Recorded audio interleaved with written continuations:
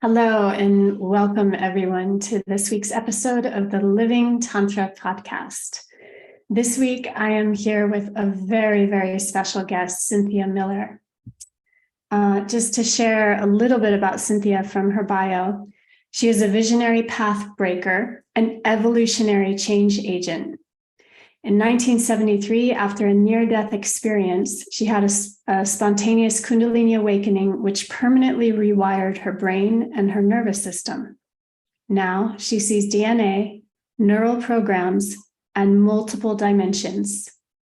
In 1985, Cynthia received a PhD in cellular transformation and the psychology of change. Dr. Cynthia guides people through their fears and blocks to uncover their truth. For decades, she's transformed her own life and assisted thousands of clients in bringing more joy, self-worth, and fulfillment into their lives.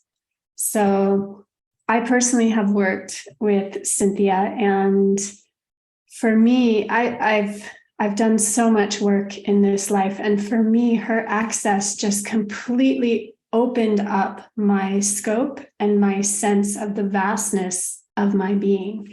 And not only the healing that was still remaining there for me to address, touching some very causal layers that I just wasn't able to access through any other means, but also my capacity for joy, my capacity for bliss, my capacity for feeling the brilliance and the interconnectivity of the universe. So I love that Cynthia is not just this vast being, but she's also a deeply embodied woman who has an incredible personal story of her own. And it's really an honor to introduce someone who I believe is an elder in our time and holding an incredible map and keys in the evolution of consciousness for humanity at this time. So welcome, Cynthia. Thank you so much. I'm just so excited to be here with you. Me too. I'm excited to have you. So before we get into a little bit of your map that includes our soul circuitry and all of that, can you, in a way that's very current to this moment, just give us a little bit of a handle on your human experience and maybe some of the touchstones in your life that brought you to the point that you are now? Whoa, that's a big question. It started when I was 5 years old. My dad came home after building the world's first hydrogen bomb and watching it explode. And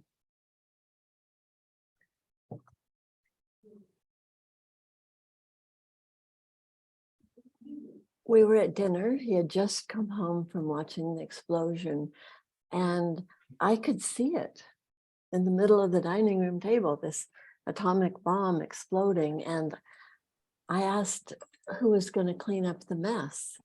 And it's the only time I was ever sent to my room. And I'm scrunched in the corner, hiding in my room. And it was like, I want to know why people hate each other. I want to know why people kill each other. And then my next thought was, well, I'm only a girl. So whatever I think is in that, it's worthless. And this was back in 1950. So since then, a lot has happened. But that was kind of the beginning point of my searching of consciousness and what drives people to kind of a madness or this reality that we're living in that's so dysfunctional. What this points to, in my experience of your work, is the inherent baseline of love that exists in us as humans. And this, as you're sharing this story, I'm struck with almost a level of shock in you of being faced by the opposite of this expression that, in your being was understood as so innate. And then, the overlays of being a female and up against the patriarchy and all of that. Can you speak to how you support others, or even in yourself, the baseline recognition of love? I think it's because it was so foreign to me. I had to really learn love on Earth. Every night I flew with the angels, starting when I was really little. And then during the day, I lived in this other world of Earth, which was just really shocking to me, the difference between the two. I couldn't relate to this magical realms of the angels at night, and then this violence and destruction during the day. So I wanted to see what was going on in the human psyche. Yeah. Why we were creating this hatred and violence in the world. It just never computed inside me. And so in your discovery of why, can you share a little bit about that and how that's informed the current map, Well, the discovery's been basically my whole life path. When I look back, everything that happened led to this point now. It feels like there were lots of points along the way. One of the main ones was my near-death experience and spontaneous Kundalini Awakening. And I was sitting on the couch recovering from the near-death experience, which had happened 2 or 3 days before. And I looked down and I could see the cells inside my arm. Wow. And I looked up and I could see inside my husband's body. And this bolt of energy just came up and shot out the top of my head. And then I looked out the window and I could see the auras of the trees. And it was absolutely shocking. And so I assumed that in a day or two, everything would shift, or in an hour or so. I had no idea what was going on, but it never ended. It was a permanent rearrangement of my whole entire being, actually.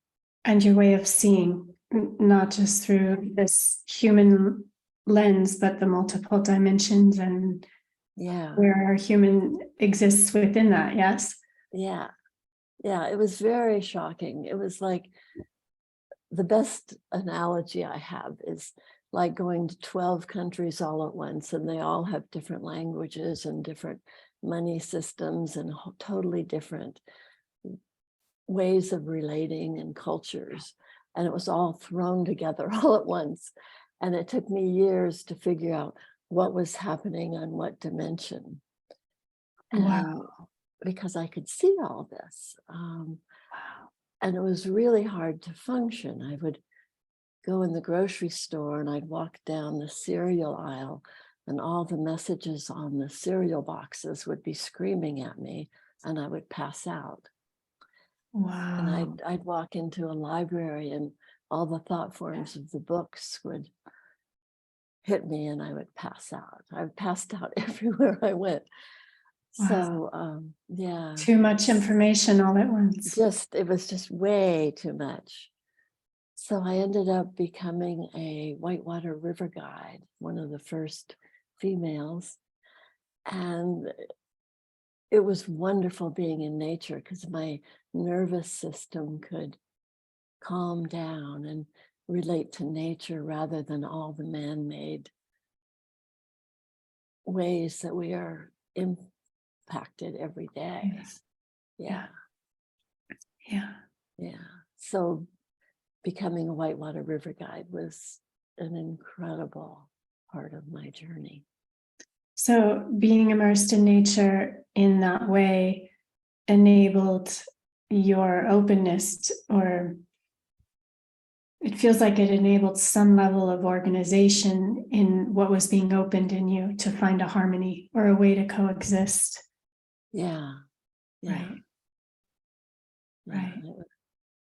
So for you, was it, I mean, were you questioning if you were crazy, or was it always clear to you that you were on your path, that this was just part of being on it? I guess I'm speaking to that part in you, and I have it in me that somehow just knows we need to keep going, even though there's no map, there's no guide, there's no reference even in at times. Yeah. Yeah. There were moments I thought I was crazy. Yes. And luckily by then I had lived in quite a few foreign countries, and I'd lived in India for a while, and somehow the temple carvings and the culture of India kept reaffirming that I was okay. That something in the American culture just didn't acknowledge what was going on. Right. But somehow I had this inner knowing that whatever I was experiencing, I wasn't crazy. And then 4 years after it happened, a friend gave me this book called Kundalini, and I went, oh, that's what happened. But for 4 years, I had no idea. But I just had to keep tuning into my inner knowing of what I needed to do. Wow. And for you, that inner knowing, is that a felt sense? Is it a voice? Is it how did you come to trust that? Great question. Sometimes it's a felt sense. Sometimes it's just a strong inner knowing. Like I knew I had to become a river guide. And there was no explanation of why. I was really skinny. It took both arms to hold up one oar. I had no reference points. There were 40 guys and me. And so I had, it was like insane. So I didn't tell anybody what I was going to do, because I know they all would have told me I couldn't do it. But I just had this deep inner urge that I needed to go learn to do this. So that's what I did. And it was very strong. And a lot of times it's just this inner knowing that really goes against what society is saying I'm supposed to be doing. Right. Yeah. So, yeah, this is interesting to me. I would love for you to maybe, my limited understanding of the map that you have started to draw out in your second book here really speaks to these imposed overlays on what is harmonic, what is natural. I mean, you talk about how being in nature, access to these temples that are steeped in wisdom and harmonics, from beyond a human overlay, supported you, helped you return to yourself and that sense of your inner knowing. And I think for so many people, we get lost in these overlays of distortion, believing that's who we are, believing that's how the world is. And in a way, just in despair, giving up hope for doing the best we can within what is. My sense is that your inner knowing was strong enough that you couldn't give up. You didn't have a choice. So this new map, you speak to the 12 dimensions in different layers. And I'm wondering if you would be able to speak to us, just briefly about each of the layers of the dimensions, so that my sense is it's going to strike a recognition in our bodies and our beings of, oh, that's that. Yeah. So the first dimension is our energy. And it's the basics of life. But especially for women, a lot of our energy is siphoned off unconsciously. We aren't aware of all the different ways that our energy is used for other people. So it's about, first dimension's about claiming our own energy. The second dimension. Hold on, Cynthia, and I Yeah. need to stop you right here because Okay, this is something that's come up for me today. You know, being in womb work and divine feminine embodiment work, the deeper you go in the womb, the more you start to access the overlays, even the genetic imperatives of where the womb was used to procreate. You know, it didn't include any of our personal human needs or specifics. It was like being used as a machine. You know, so is this something that you would attribute to the first dimension, a distortion in the first dimension? They all intertwine. Okay. So yes, that, and also in the second dimension, because the second dimension is our DNA, which would also relate to what's happening in the womb. Mm-hmm. So one way to look at this is all the dimensions are tied together. It's not like they're separate. We want to imagine like the facets of a diamond, that they're all intertwined. And so, but they each have like a specific bandwidth of frequencies. So, but it's not linear. So the whole map is like a toroidal field, a multidimensional. So at times, linear language is difficult because we're trying to pigeonhole when it's all really all related. So the womb All happening simultaneously. Yes. Yes, you got it. You got it. So the second dimension is our genetic inheritance. It's our DNA. So it's coming from the mother and the father. And this is where a lot of things are happening in the womb, as you're mentioning, is coming from our parents. And we're inheriting these overlays of aspects that aren't really ours. They're from our parents and from our entire lineage. So that's the second dimension. So an example would be if your parents' relationship was one of anger and fighting, inside your DNA will be some level of anger or distrust or fighting within that spiral of the DNA, because one side's the masculine and one side's the feminine. So on that level, as you're clearing out that distortion, then your whole body starts to transform. And in that transformation, something that we thought was a part of us was actually who we were, because it's so deeply embedded in our experience from the moment we were born. Starts to dissolve, right? Exactly, because it's not our soul essence. It's our inherited. And on the DNA, there's like layers of this over patterning. What I call it the fear bot. It's like a robot, but it's a fear. And so it's like it leaves these like trails or energy that isn't who we are. And so as we clear that off, then we get to discover more of our essence. So that's the second. So the third dimension is this 3D reality.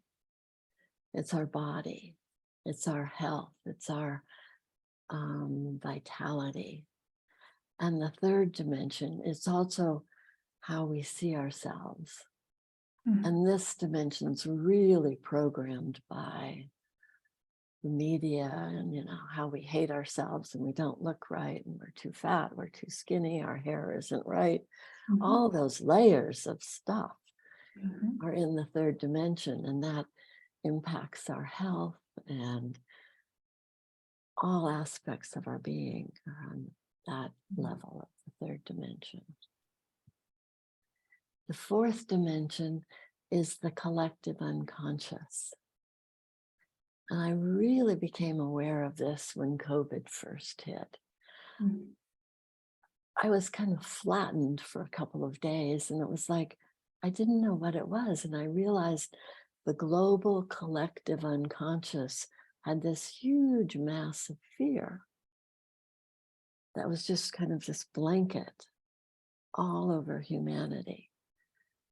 And when I saw that, I went, oh, I want to disconnect. I don't want to have that unconscious fear running my life. Mm. And so I went in to disconnect from the collective unconscious. And there was all this internal, like, wow, you can't do that. You're made to suffer. You know, we have to wallow down here. And I was like, whoa, there was a lot of internal resistance coming up. Mm.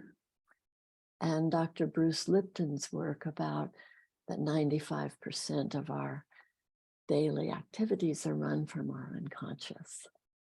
And I also see that's where trauma lives. So a lot of technologies are in the third dimension, but the trauma exists in the fourth dimension.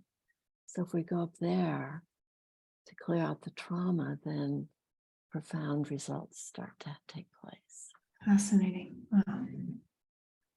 And those first 4 layers or dimensions are what I call the first layer, which is the motherboard.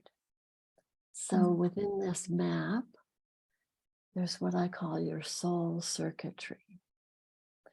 We are born with what I've named the childhood circuitry, which we all have. Mm-hmm.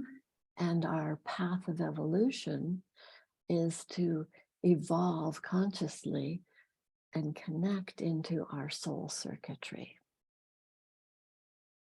So the first layer of that is the motherboard, those first 4 dimensions. And those are the dimensions that most of the world identify most as who and what we are. Exactly. Mm-hmm. And that's where we mostly claim our identity of who we are. Mm-hmm. Then the next 4 dimensions I call the dream builders, which is really fun. So the 5th dimension is your individual identity and who you are in a group of people. So I've noticed a lot of times what I used to do was I would shift myself with every little group of people I was in, or every time I would meet with someone, I would just show them a sliver of who I was. And this other group would get another little sliver of who I was. I couldn't show all of who I was at any point. My neurology wouldn't handle that in the childhood circuitry. Just doesn't work. Mm-hmm. So the 5th dimension is being who you are and having a group of supportive people where together you're creating a new reality. So that's the 5th. Wow. And that feels so relevant to now time, what's happening in now time. Yes. So just briefly, Cynthia, this is so fascinating traveling through the dimensions with you. Do you have a sense that in terms of the map of human evolution, this second phase is more accessible to us now, or more people now, maybe than it was 100 years ago, or Oh, definitely. yeah. Mm-hmm. Yeah, that's a very good question. Yeah, it's like all of humanity is evolving. We're all ready for this next step. And I've really been seeing that over the past years. It's very exciting to watch. Yes, it is. Yeah. So the 6th dimension is authority. The old pattern is outer authority knows best, father knows best. It's all based on a male patriarchy where the man is superior and the feminine is inferior. Mm. A lot of this ties into many religions where there's this external being who knows more than we do. Mm-hmm. So the sixth dimension is claiming our own internal authority, that we know, that we can trust our feminine, we can trust our guts, Mm-hmm. we can trust our inner knowing, rather than this external reality that comes through our head. Mm-hmm. So it's embodying more of who we are. So this, in a sense, is what I was asking you about, this sixth dimension. This has been guiding you from a very young age. Yes, yeah. And we all have been connected to all the dimensions and their overlays of fear and patterns and programs on all the dimensions. And so the exciting journey is going through and clearing out the old patterning and discovering the depth of who we are. And as we do that, our gifts come forward and there's more joy and more vitality and health. So it's an exciting process. And we each are maybe more proficient in different dimensions. So the next one is the seventh dimension, which is creativity. And so for some people, that's where they shine. So we each have different areas that we're more developed, which is really exciting. So our creativity comes from our depths of who we are. And the overlay of all of that is all the marketing and all the things we're told we're supposed to do and be and know. But if we push that aside, when you're in the creative flow, it's like time stands still and you're accessing all this information that you don't get in other capacities.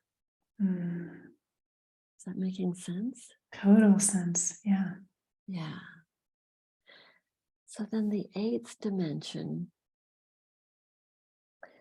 is where we're bringing everything into the world. So it's our ability to earn money. It's our ability to create our reality in a new way. And it's also a very distorted dimension of how we're supposed to live and where everything is revolving around money rather than revolving around our true essence. So it's a dimension that's exciting and has a lot of things that need to get cleared out. Right. As you're speaking about it, I can feel this is the place where we have the opportunity to discover living and being who we are avails us to the abundance, the interconnectivity that is naturally, our birthright. Exactly. Yeah. And so it's an exciting dimension to clear out and step forward into more of who we are. Yeah. So then the next four dimensions I call the inner freedom dimensions. And these are more related to deeper aspects of who we are. So the ninth dimension is our connection to our vast, multidimensional beingness. So this is where we connect to the angels, we connect to other realities, or we connect to the Pleiades. Everybody Our has guides, yeah. Our guides, everybody has different connections, which gets really exciting because we're all bringing in this incredible information. Yeah. Then the 10th dimension is our inner masculine. The inner masculine has all these overlays of patriarchy and the old paradigm. So underneath all of that, there is this inner masculine that's really supportive and has your back and is this profound aspect of who you are. But a lot of it's been really distorted. So in a whole sense, our inner protector, our inner pillar. Right. Yeah. Then the 11th dimension is the inner feminine. And that too has been very distorted in our culture and reality. But it's our inner knowing, and it's kind of this aspect that births who we are. Yeah, it's very soft and loving. And so we have this masculine that's protecting our back so that the inner feminine can be vulnerable and open. And that birthing process of who we are is continual. It's happening again and again and again. Yeah, it's our lifelong process. It's always happening. And then the 12th dimension is another dimension that's gotten very distorted. So on one hand, it's these very old programs and patterns that are trying to keep us limited and keep us being very small. On the other hand, it's also the dimension of our expansion into our vast oneness with all that is, our sovereignty, that we are creators of our reality.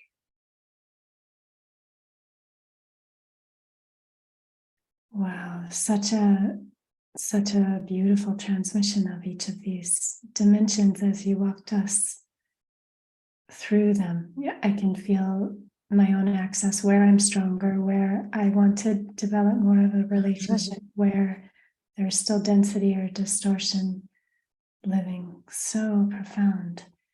Yeah. Cynthia, you knowing and embodying what you do now, what would you tell a younger version of yourself that knew you were following your inner guidance, but still could make no sense of the way the world was and what you were even doing here? That sounds like most of my life. Right, right.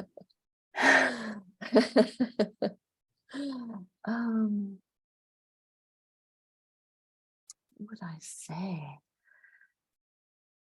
Number one is to really love yourself. I've spent so much of my life beating myself up, and I think we all do. We judge ourselves, we make ourselves wrong. We think we aren't doing it right.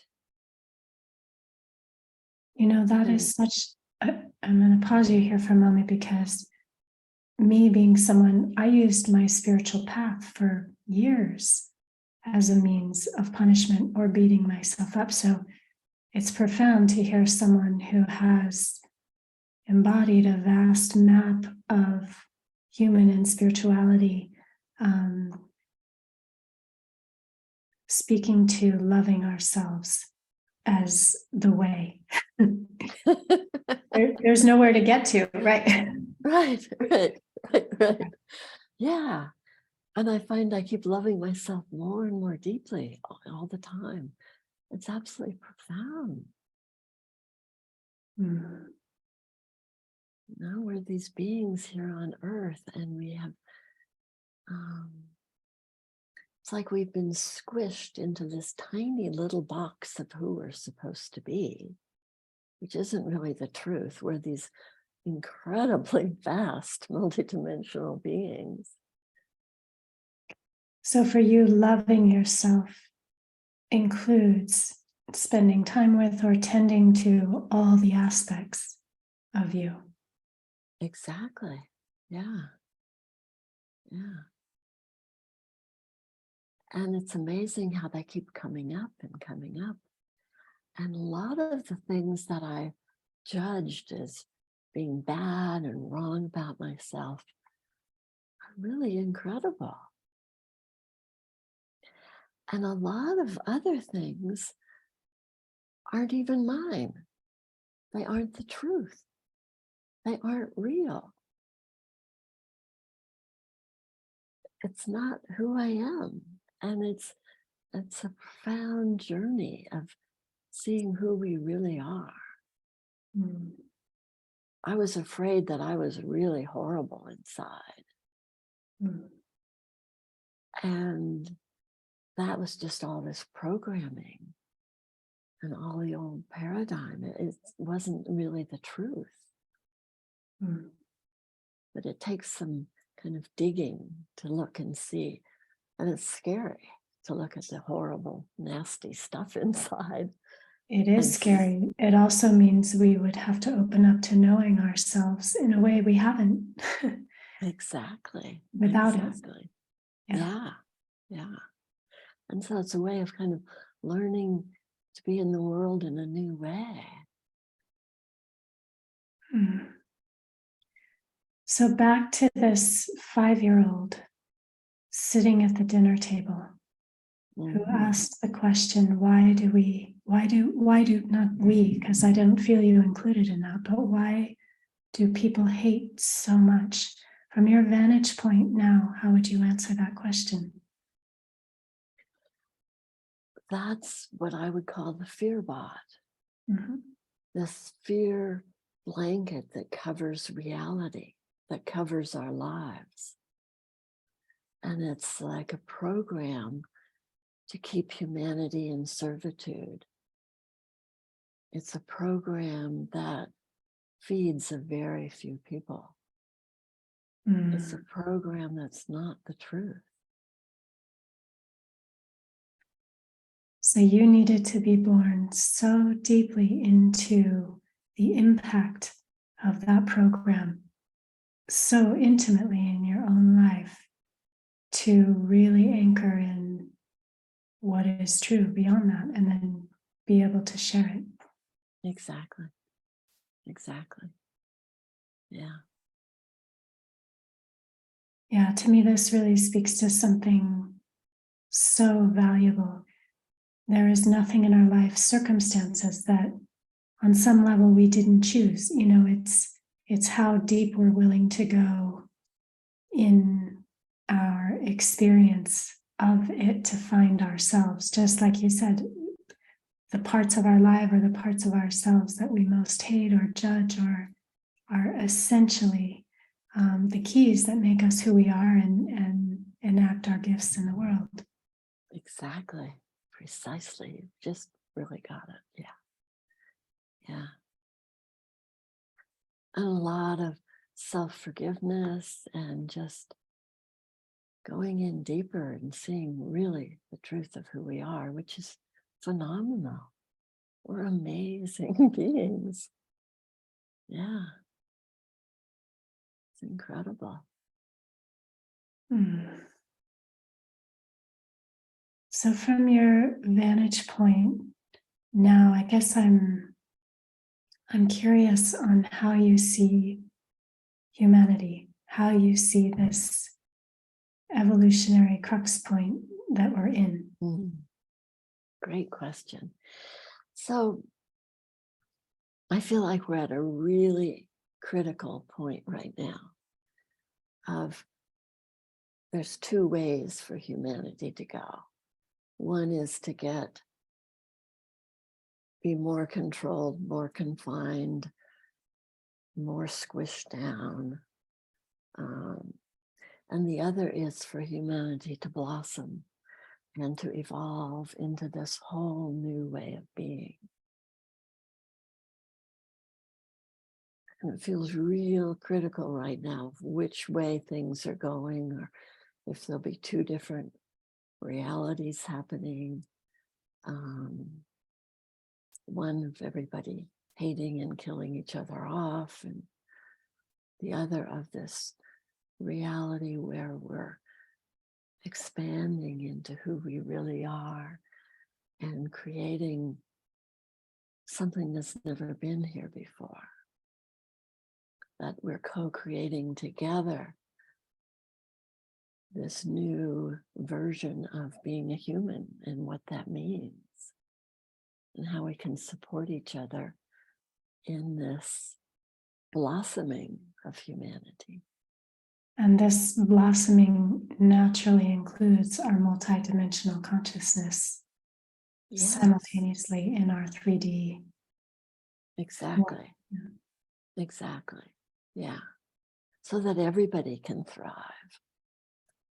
So that we create a reality where everybody has food, everybody has shelter, everybody is safe, rather than the old reality that I see that's imposed and not necessarily the truth at all of who we are. So from your viewpoint, which I very much agree with, what would be your advice or suggestion to each of us, in our part? So for me, what we each can do is clean up our own inner reality. That's the greatest gift we can give. As we do that, the whole world changes. That it all starts within each one of us. Loving yourself, looking to see where you beat yourself up, where you hate yourself, and seeing what the truth is behind all of that. Releasing all the old programs that say you're unworthy or that you're not good enough. Whatever all those programs are that we all carry. Cynthia, I know for myself and working with hundreds of people, often the hardest part is letting go of what we've known into something that's unknown. And, a moment ago, you described a possibility of where we're going, which is where everyone is included. There's a hierarchical infrastructure where needs are met from the base level all the way, to the inclusion and expression of the upper dimensions, the upper levels. Can you just, through your transmission, through your words, give us more of a felt sense of what's possible? Well, the old that we've been living in is a hierarchy with a few men at the top and everybody else is at the bottom. And so we're moving into something where it's more like a circle, or we're all included on all dimensions, but it's getting back to like a toroidal field energetically. We're all, and a toroidal field is constantly feeding itself. Yes. Right. Yeah.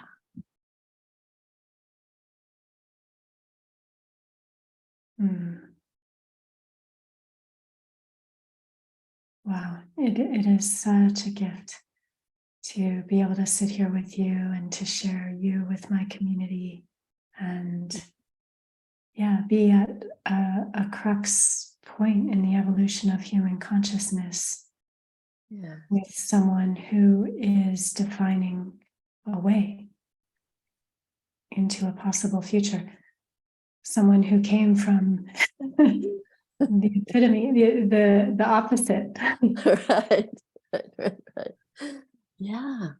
Yeah. And I think we're at such a critical point right now in human evolution that it's really important for us to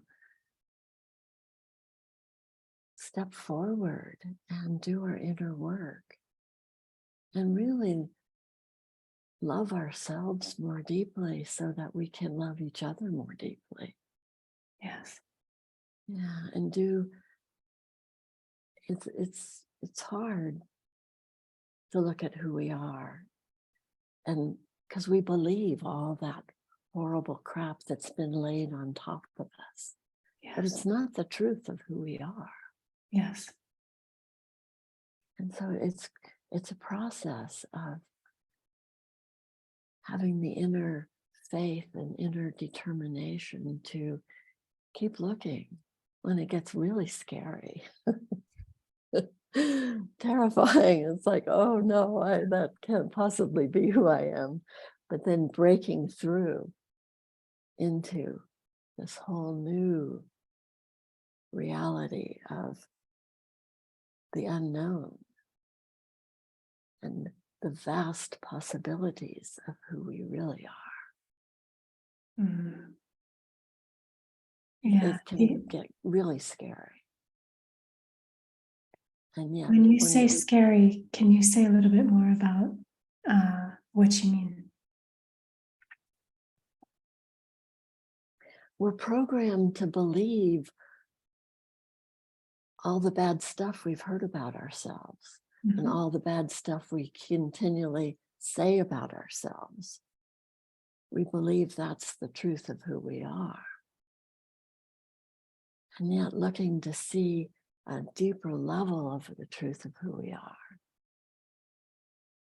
at times is almost overwhelming because we are magnificent beings. I mean, so you're saying good scary. Good scary. Good the scary. best kind of scary. Yeah. Yeah. But sometimes it's like, do I dare look and see and allow myself to really acknowledge what incredible beings we are. And how much love is holding our experience in its entirety. Yeah. Exactly. Yeah. Mm. Deep, deep bow to you for your courage, for your capacity to articulate your experience into a pathway for others. Cynthia, I know your book is coming out. If you want to speak briefly to that, and then how people can work with you or access more of your map and your way for those that feel resonance and know that this is essential in their path forward. Oh, thank you. Thank you. So the title of the book is The Inner Revolution. So it's R in parentheses, evolution. Trailblaze your new luscious reality. So it's been an incredible process just to write the book. I can imagine not always comfortable. It hasn't been. It's been amazing. Yeah. So I write something and then my whole body just goes through all this stuff and then I clear it. And then I write the next. So you're not just channeling information, you are embodying what you're sharing. Exactly. Yeah. And I had thought I could just write each chapter as a little separate entity. That's not at all how it's worked. So you write all of each 12 chapters, each 12 dimensions on one layer, and then the next layer comes through, and then the next layer comes through for all 12 dimensions. So it's kind of like its own intelligence, yes, revealing itself to you when the groundwork is laid. And exactly.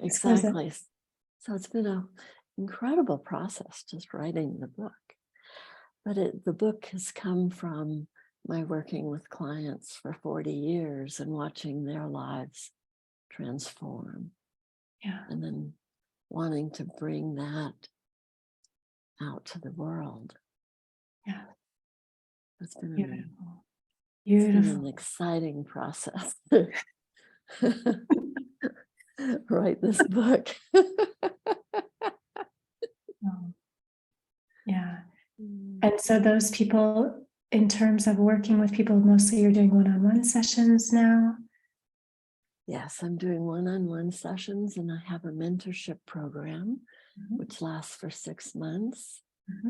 And that really takes you deep into reprogramming on all different dimensions and getting a very solid foundation for who you are and what your gifts are, and where you're headed in your life.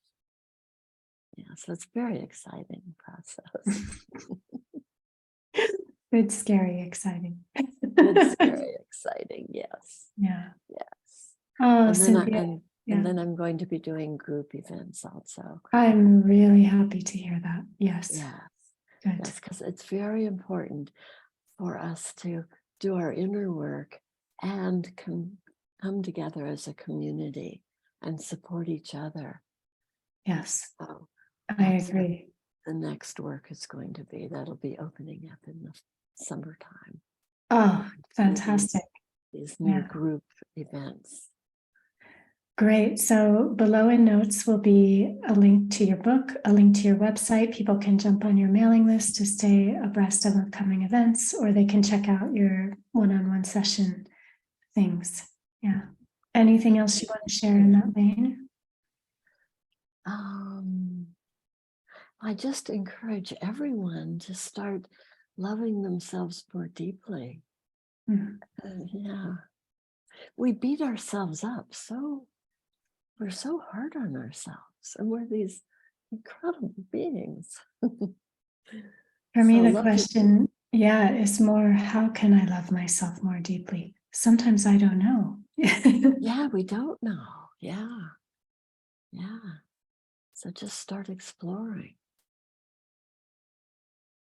It's exciting. Yeah, I'm very excited to be here with you. And I think we're at this amazing revolutionary moment in time. I agree. Where we make this huge difference. And I see that there's this whole group of people here on planet Earth right now who are part of this awakening team of getting us into this new human, evolving into who we are. Yes. And so it's an exciting moment to be here. I want to thank you so much for this interview. Oh, it's my pleasure, really. Yeah, to share you with my community, as I said, and just get to marinate more into your embodied map. Yeah. Thank you. Thank you so much, Cynthia. And thank you all for joining us this week for the Living Tantra podcast. I look forward to being with you soon.